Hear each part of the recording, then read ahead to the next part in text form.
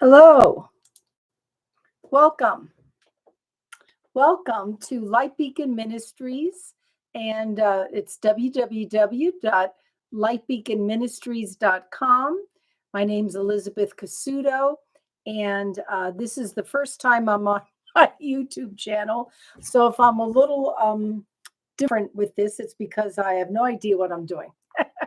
And the tech guy who helped me set this up, unfortunately, isn't here right now. So I'm kind of doing this cold. So hopefully I'll have this done correctly. And I did want to mention anyone who wants any information, all you have to do is write me, elizabethcasuto@gmail.com or shalomfriend@hotmail.com. That's elizabethcasuto@gmail.com or shalomfriend@hotmail.com. And also on X, I'm a righteous republic at a righteous time. But you have my channel. It's youtube.com, all lowercase, Elizabeth Casuto 3902. I want to thank you for joining me today, March 29th, 2025. Welcome to my humble little, I'm going to get by here. You can see I have some nice pictures here from Israel, and I have a little Passover table set up. And today I want to ask you to get some communion elements. These little cups here are from the Garden Tomb in Jerusalem, okay? And this is my little portable travel communion. You can order these online. I typically do matzah, unleavened bread, or communion wafers and juice. I really do communion every day because it's we're at a time in a season in life where I believe it's really important. Our health, our psychological, spiritual health requires it. And I believe it's really, really important that we understand that communion, or in the Hebrew, it's called Shulchan Adonai. That's actually what the first Passover was, when Yeshua, King Jesus, had his disciples with him. Remember at the Last Supper in the upper room? And he said, every year when you do this in memory of me, with me in mind. Well, every year the Jews celebrated Passover.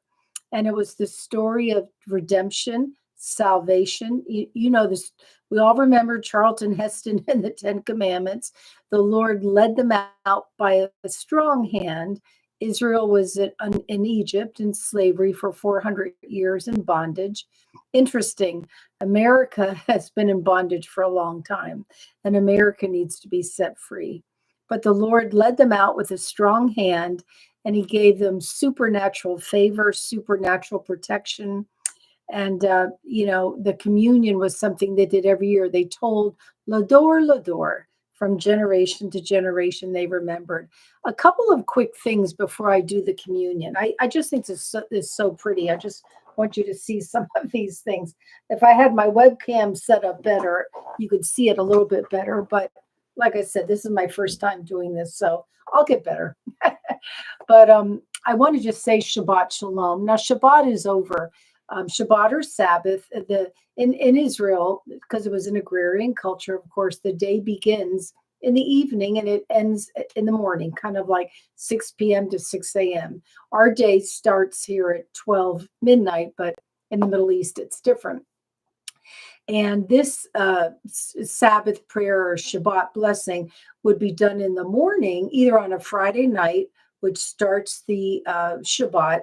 Erev, means evening of. A lot of Messianic Jews, Christians around the world, they celebrate on a Friday night Shabbat or on a Saturday morning. But I know a lot of people had things going on today. So I'm kind of doing a little backwards, but that's okay. We're not under the law. We're not legalistic here. There's freedom in Yeshua, freedom in Christ. So it's the same blessing and the same prayer. I'm just doing it a few hours later.